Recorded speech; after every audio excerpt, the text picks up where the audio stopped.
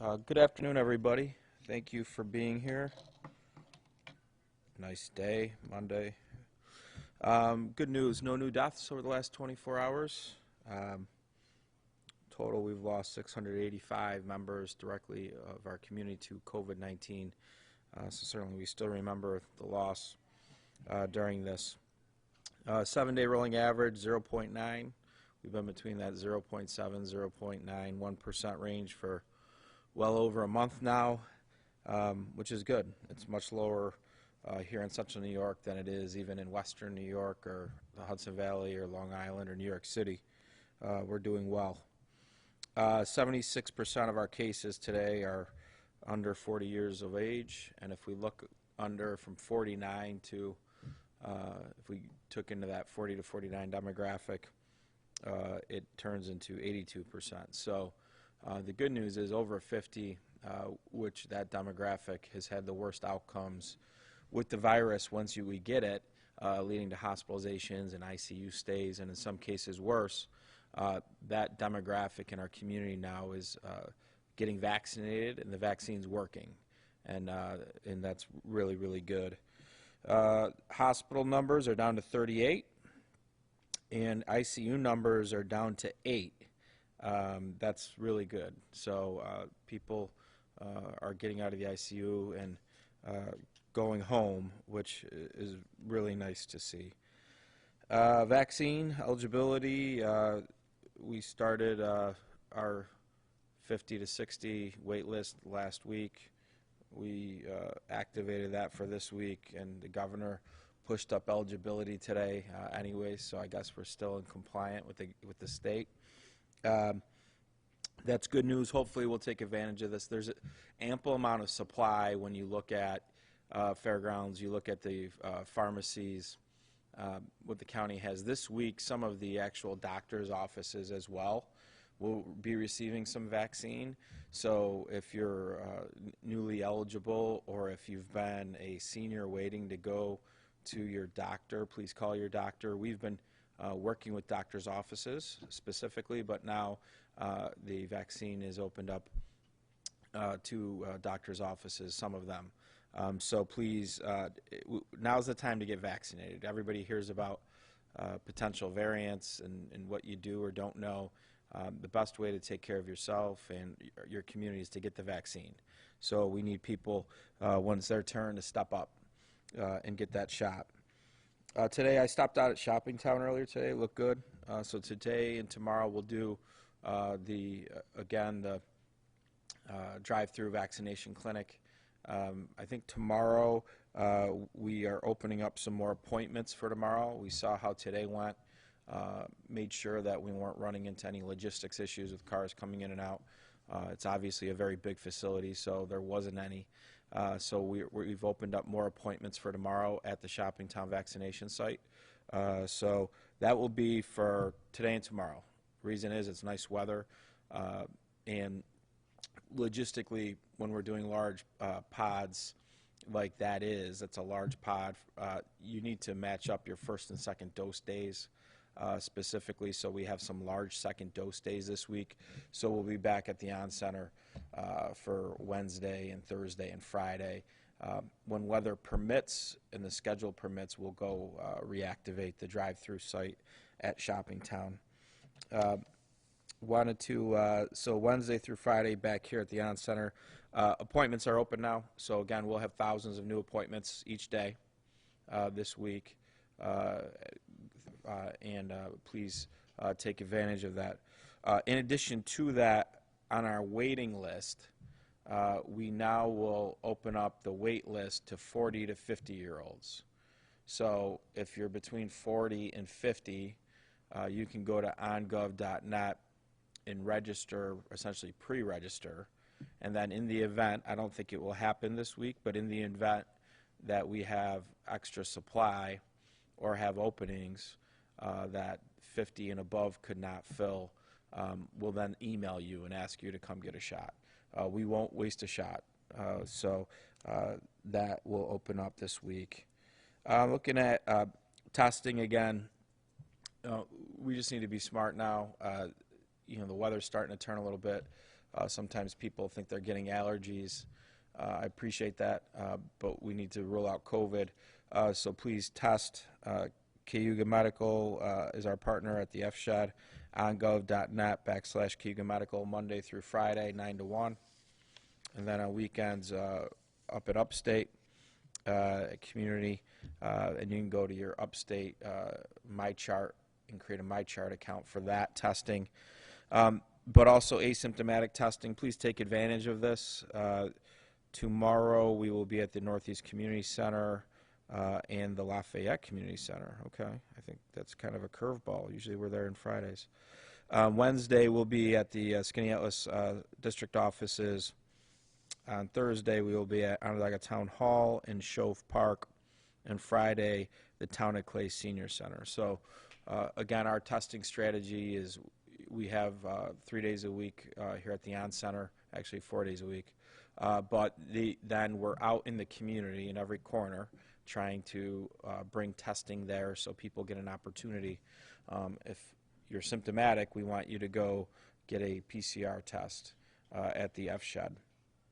One little news item, we gave out guidance related to getting kids back into schools a couple weeks ago. Recently, at that time, we were comfortable, jump ball, whether or not we felt partitions were absolutely necessary. We were comfortable giving guidance without it, but didn't want to necessarily conflict with previous guidance. We are comfortable now, since the CDC has moved on the 6 feet to something less than 6 feet without the partitions, but with mask wearing. So we will return many of the partitions that we ordered and keep some of them from some of our local vendors and use them. But in the classroom now, you will not need to have a partition, and so we'll update our guidance related to that for the districts. So we thought that was good news that CDC did a lot of different tests in schools. They confirmed what we already had confirmed, essentially that the transmission is not happening in the buildings, and many of the procedures and processes that have been put in place have been very effective with keeping the virus essentially out of the building. So that's something that we will update, but for these hybrid schedules that are now converting to in-person learning, they'll certainly be able to activate them when they're ready now. This won't be an issue anymore with the partitions. Saying that, happy to take questions. Ryan, could you just provide a little more detail about the partitions? You said you're returning some, but keeping some. Is that based on school district preferences? We'll talk to the schools, Tim, about whether they still want some in the cafeterias, and that might be an area. We ordered thousands of these, and so whenever we order anything, part of our process is we have 30 days to return an item. So those who are some of the vendors who are not local vendors, more of your national vendors, will just return those ones. Our local vendors, we'll keep those contracts and work with the districts that still want some for various things. We have workforces here that can use the partitions. We have senior centers that might want partitions. So we'll put the other ones to use that we order through some of our local vendors. Do you know how many you ordered altogether? We'd have to get that number for you. Thousands. I'm wondering if you've had any conversations with Syracuse University about how to better control campus parties after the videos emerged last night of maskless hundreds of people on campus, knowing that Syracuse is going on to a subsequent game on a weekend in the evening. Yeah. Well, I mean, let me vaccinate the kids. That'd probably be the best way to handle this situation, don't you think? I mean, so my position is we should be vaccinating the college students now. I'm giving you data. It tells a clear story where the cases are. This is, so let us go to where the problem is and stop the problem. Well, the problem is behavior, and people have lived a pandemic for Andrew, I would disagree at this point a little bit. We're a year into this. To think college kids aren't going to bend or break the rules, or that they're going to be militant at this point. That's not pragmatic thinking right now, right? So can they do better? Sure. Should they do better? Did they break their code? Yes. But is anyone surprised that after Syracuse wins a game like that, that kids, A, would be watching a game together, or B, that they would be celebrating? I'm not surprised by it. So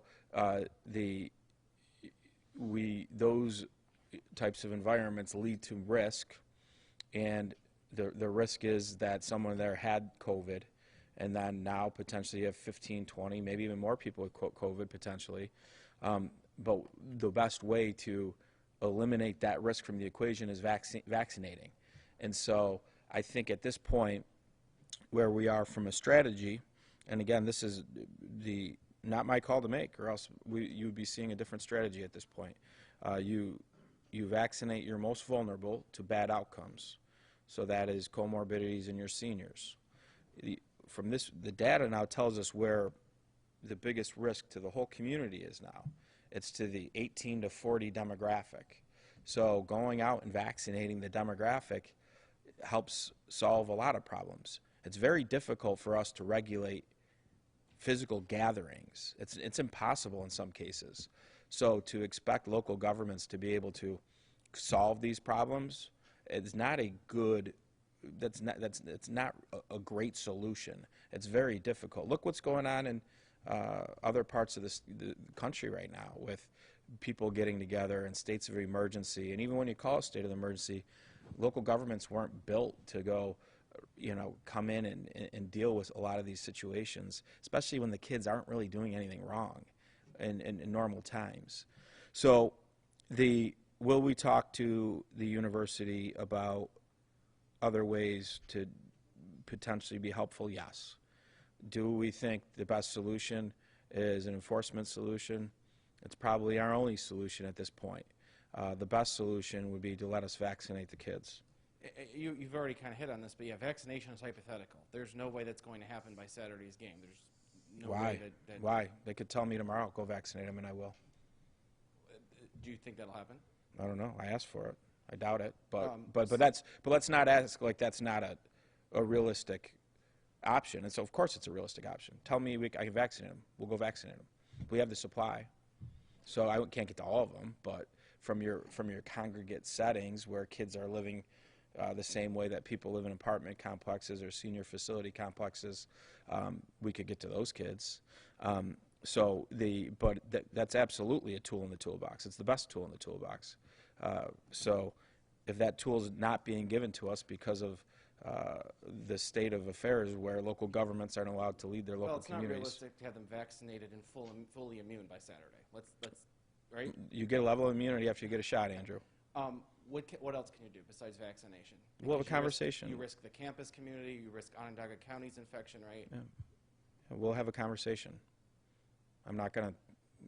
We haven't had the conversation, so I'm not going to talk about what is or isn't going to be talked about until we have it.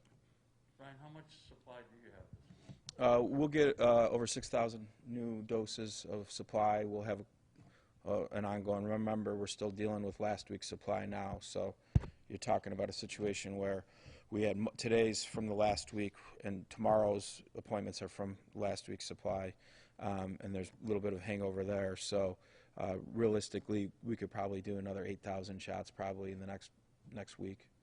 And, I mean, if it were up to you, would you divert all that to the university? I would, yeah, if it was my choice, we'd go do the congregate dorms, yeah.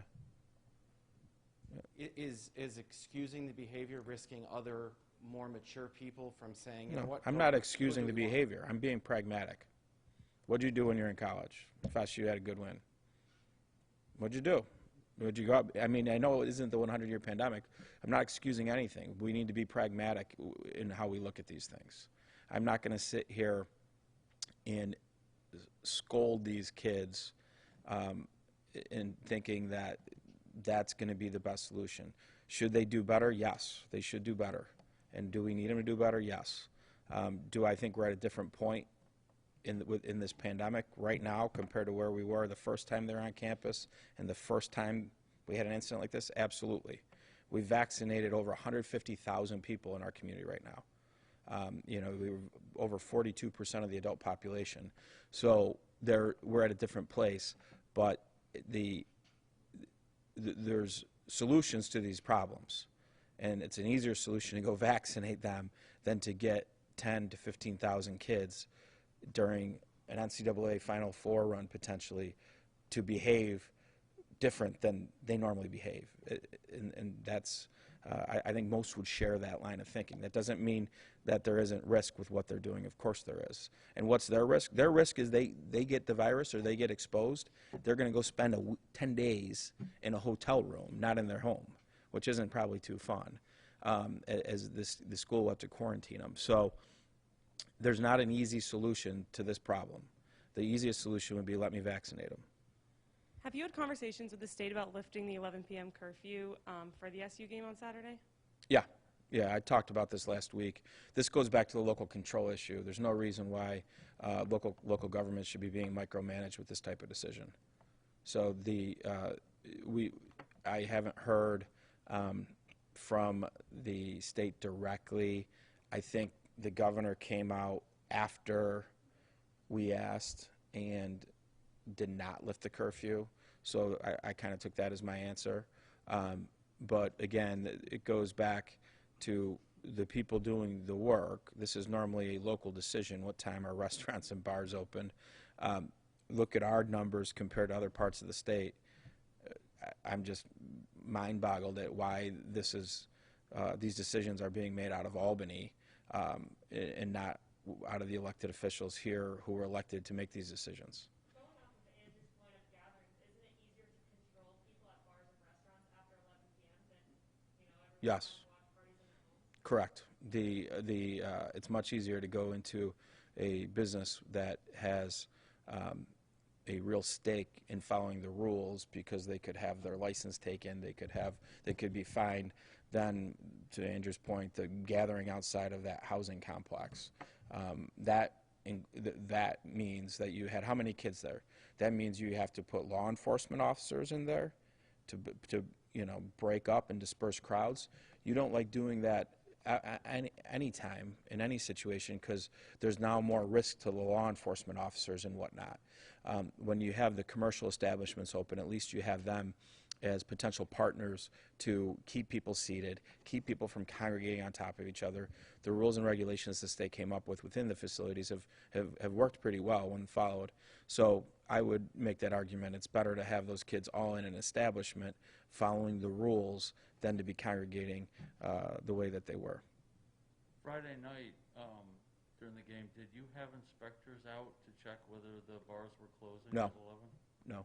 So that's a change in priority for you. If that had been Halloween. Yeah, I think so, yeah. So would it be safe and fair to say that you think college students should be in the next group eligible for a vaccine? I think anybody over 18 should be eligible for a vaccine. And then with our local allotments, we would go micro-target wherever we found cases. And if there was a clear path, a clear issue, then we would certainly, if there's another narrative outside of the obvious, we would certainly go and micro-target that as well. But at this point, I think other states have gone to 18 and up. The President of the United States has asked states to kind of wrap up the plans as is. I'm appreciative that went down to 50 today, but this will probably be a week's worth, maybe a week's and a half worth of vaccine because of all the supply. So being able to address where the cases are in the community and actually go in and vaccinate those demographics is really valuable at this point. Will you take the names on the wait list, the 50 to 60, and go to them first still? Yeah, so we sent them an email today telling them to go register. So they should be all set. Again, we open up slots for Wednesday, Thursday, Friday, and again, that will be thousands of slots. So I think the wait list got up to about 2,000 people, maybe a little bit more, so they should all be good. And then if you just shift your whole strategy, the extra spare, hopefully they don't get wasted doses, do you create a wait list for 50 and younger next? Is that in the thinking? Yeah, so we'll create a waiting list for 40 to 50. And same theory. that if we're in this boat where we have open appointments still a week from now, and we're in jeopardy of losing vaccine, then we would pull from that list. The governor's worried about expanding eligibility because of getting the shots out. It seems like he's worried that, local governments and local places aren't going to be able to keep up with the supply. What is your response to that? I mean, I don't agree. I don't know I speak to county leaders all the time. We were all in the same boat last week where we were all begging the state to open up eligibility because we had vaccine and we have people sitting around, but we don't have people coming into the pods or signing up for the pods. So our pods became less efficient because instead of doing 1,600 shots, we're doing 800 or 900. That's just not where it is here. Maybe he knows about something else that he's looking at from the statewide perspective. But I know in Mohawk Valley and Central New York, we all were in the same boat last week. We needed eligibility to be able to fill vaccine that was from last week's allotment. So certainly, if we open up, could you find yourself where there's competition for slots again? Sure. And would everybody get done in a week or two? No. But you at least it gives us the tools to go manage the pandemic through the best weapon we've had, which is vaccinations. So that's why we think you should open up all the way.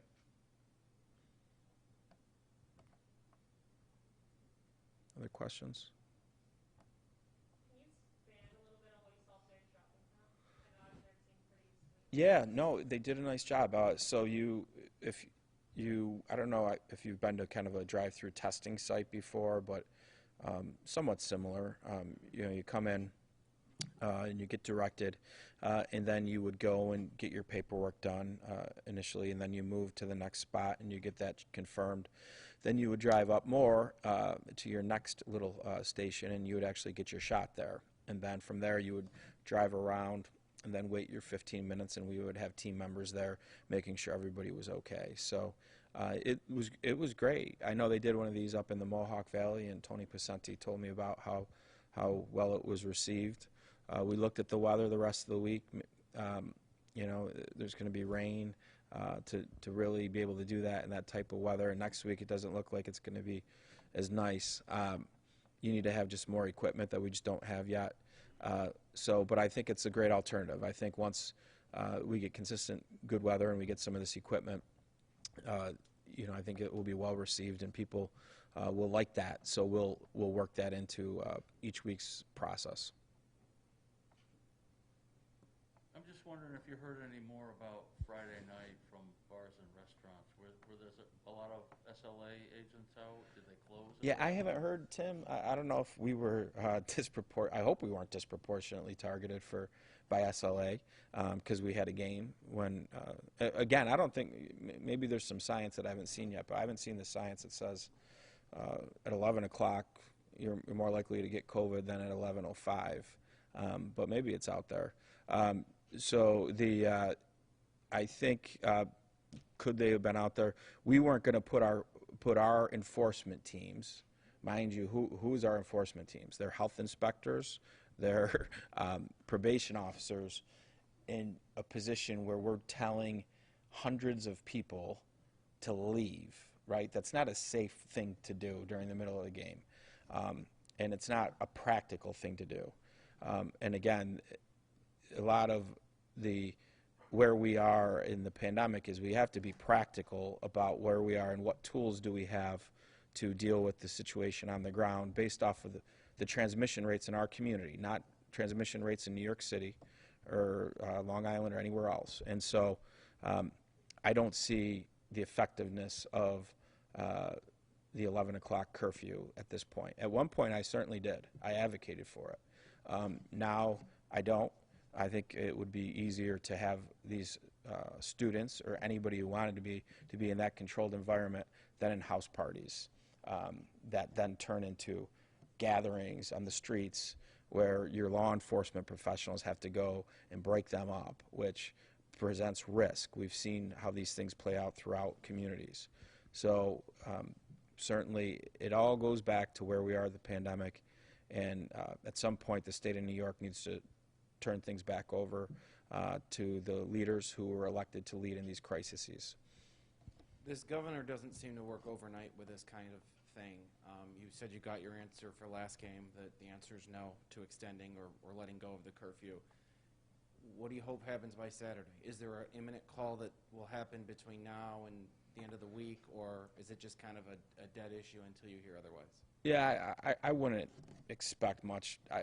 I think the state's worry is they're always worried about setting a precedent for statewide, because if you know, I don't think they did anything like this for the Buffalo Bills when they went on the run. I can't remember, but I doubt that it's going to change. I know that the capacity is changing, I believe, later on. But certainly it would make sense for the state to pivot off of some of their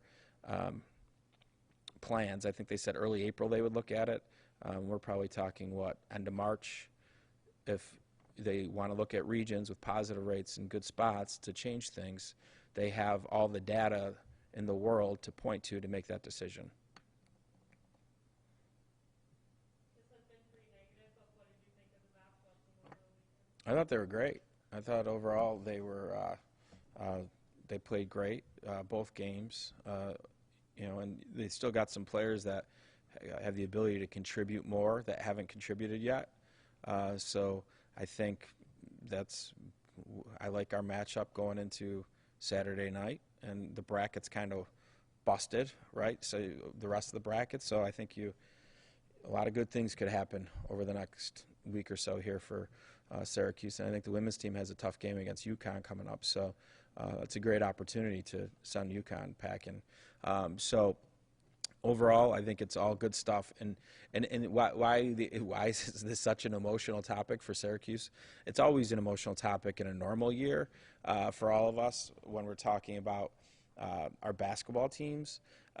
But when we've been through a year of COVID, very much like Buffalo was with their Bills, this is kind of our professional sports teams. And so that's I don't think the state really acknowledges that. And so you gotta, and you look at where we've been with our data probably can't get better, quite frankly, from a positive rate until it's basically, you know, down to somewhat close to zero once everybody's been vaccinated. So if you're waiting for it to go from 0.7 or 0.8 to 0.2 or 3, it may never get there. So we've been here for like 6 or 7 weeks. So at what point do you still need to have these orders over local governments that have elected officials that were elected to lead in these crises? So I think that's the main frustration about some of where we are. Our businesses are hurting. This helps our businesses. The mental health in our community is hurting. This is a nice thing for the community to rally around. Let us move forward. And I think that's kind of our frustration. It's not with anything other than that. Other questions? All right, thanks, folks. We'll see you on Thursday.